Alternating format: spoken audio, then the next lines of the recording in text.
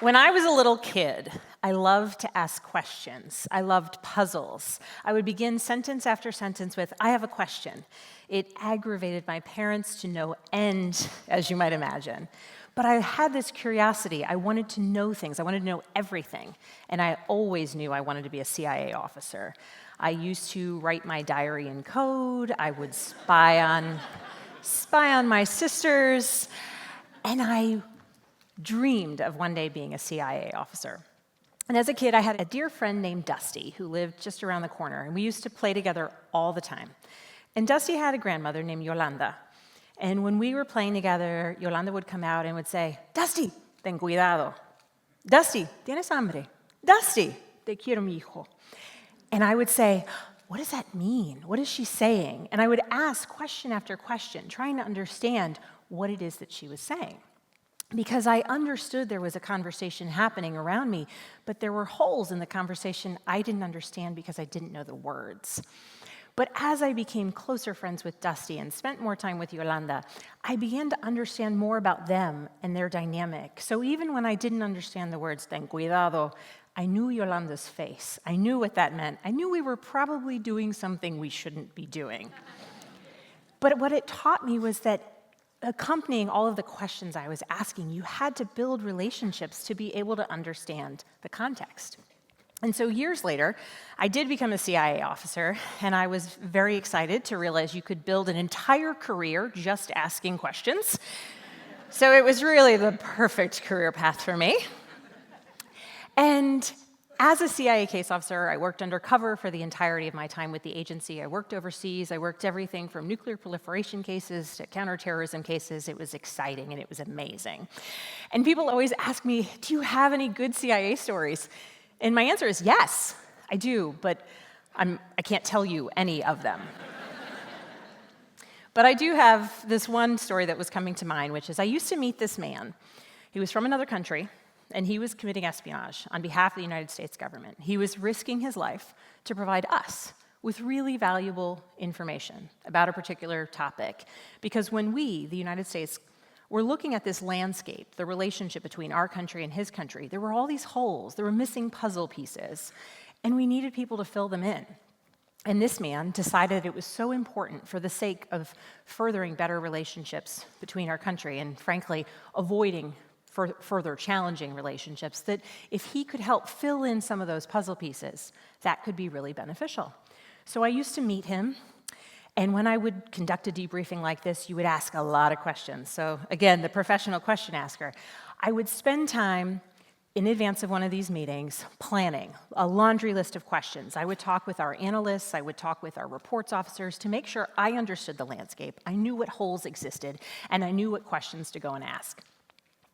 Then I would get ready for my surveillance detection route, which is when you go out and you spend time on the street making sure that no one is surveilling you, so that when you go into a meeting, it's a secure location, you're not putting that person in danger.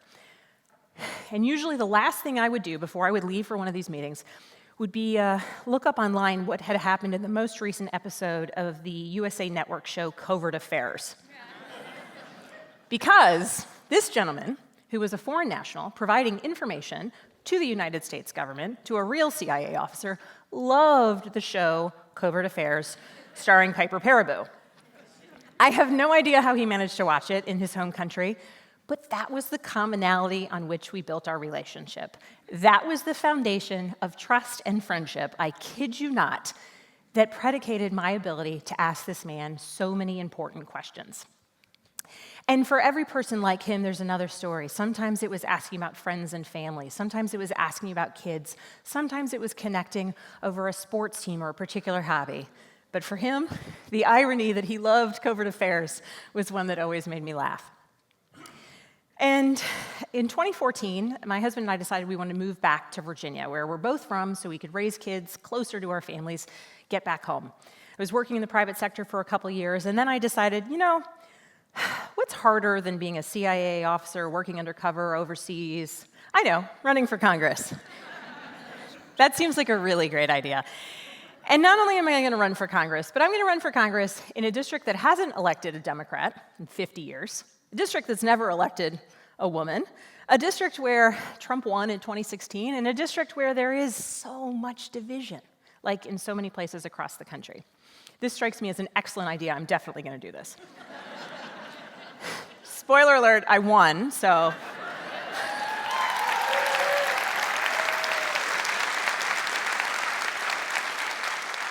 But I ran because when I was looking at what was happening in Washington and what was happening in my district, I felt that there were not enough members of Congress doing two things. One, asking questions, asking a lot of questions. What is it that our community needs? What is it that our country needs? What is this problem that is impacting this community or that community or our educational system or our climate or our job opportunities in a particular region? And then they weren't asking questions of the experts. How is it that we can address this? How is it that we can build good policy? And for somebody who had spent a prior career working to answer all of these questions so that policymakers could make good decisions, for me, I needed to see more questions being asked. And probably most importantly, I needed to see members of Congress who are asking questions to their constituents back home, working hard to understand what real issues impact their lives. And the second thing I didn't see happening was I didn't see people building those relationships, getting out in the community and talking to people. So across our campaign, we met people everywhere, in barns, Aikido dojos, basements, firehouses, living rooms, dining rooms, everywhere, so that I could see people's lives and I could be present in people's communities and I would be able to ask the questions. What's going on in your life? What concerns you most? What opportunities do you want for your children that you think might be missing? What else do you think Congress should be doing and focused on? And it was an incredible experience traveling across the 7th District. From those of you who did not spend as much time driving across all 10 counties as I did, we stretch from Culpeper, Virginia, to the suburbs of Richmond, Virginia, to Nottoway County. We are a long, skinny district, and we have a diverse and vibrant population. And so after I won, I thought, okay, this is it. Now I'm going to Congress. We get to solve all these problems. And guess what happens when you arrive in Congress? It's a crazy place.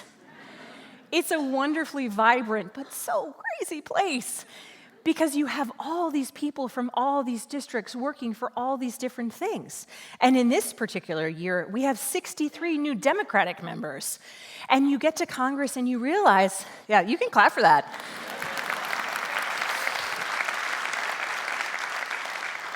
And the new freshman class, we are from all over the country, different ages, different backgrounds, different professional experiences, personal experiences, everything. And everybody's got this urgency to deliver something back home, to help the people back home in their districts. And when you look at, oh my goodness, what is the landscape of what's happening in Congress, and what is the landscape of what it is that we should be doing? You see there's all these holes, and you got Republicans arguing with Democrats, you got Republicans arguing with Republicans, you got Democrats arguing with Democrats. How do you come together to build relationships where you can fill in these holes that exist across our country? How, in this time where we are so divided, can we strengthen the relationships that will allow us to deliver for our constituents and work to make this country better and stronger into the future? And it starts with, bear with me, asking questions and building relationships. Because how is it that we can move forward and create policy without talking to each other and say, okay, what are your priorities? What are your priorities? Who can I work with? How can I work with someone? How is it that we can, in a divided government, pass a great bill in the House of Representatives, then get it passed in the Senate, and then signed into law? And these are the sort of questions we have to be asking. We have to be talking to experts to make sure that as we're formulating ideas, they're built on facts and data and evidence, and they're addressing real problems without evidence and data, yes. And they're focused on solving real problems, and we're looking 10 years down the road. What could come from this? What could be some unintended consequences or intended consequences, and how can we address them? But in a time where we do have so much division, and we hear people back home say things like, oh, it's so nice to be in such a group of like-minded people, I would challenge you, when you're in a group of like-minded people, you can't solve problems, right? Because the problems exist because of these holes, because of these broken pieces in our community that we have to fill in, the differences and the gaps that we have to start to close. And so, how do you do this in Congress? Well, I have come up with a plan. It's very simple. On the floor of the House, you have your Democratic side and your Republican side. And so I like to enter on the Republican side. People are lingering in the hallways or in the aisles. Nobody's actually sitting, not any critical mass at least. So you sort of scooch by people. Hi, how are you? Oh, where are you from? What's that district like? Do you have kids? What's going on? When people tell me they're from a rural community, my first question is, how is your broadband internet infrastructure? Because let me tell you, if there is a bipartisan issue, that should be it. And if I can find common ground around broadband internet infrastructure, that is the first piece in just filling one gap. That is the first piece in bringing some people together. And then we pivot. Hey, how about prescription drugs? Hey, how about that road down the street? It looks like it needs some repair. And it's that way that we start finding common ground. And it's by building relationships that we can start to repair so much of what's been broken down in our communities. And so in ending today, I would ask all of you a question. Thematically, you should have seen this coming. My question to you is this. When you look at your community and you look at the landscape in your community, can you identify holes and missing pieces that might need to get filled in? And what questions do you need to ask yourself and those around you to further understand what could address those holes, what could fill those gaps, what could make them just a little bit less? And then what people do you need to meet? What relationships do you need to strengthen in order to be able to fill in those gaps, make those holes just a bit smaller, and make our communities just a bit more complete? Thank you very much.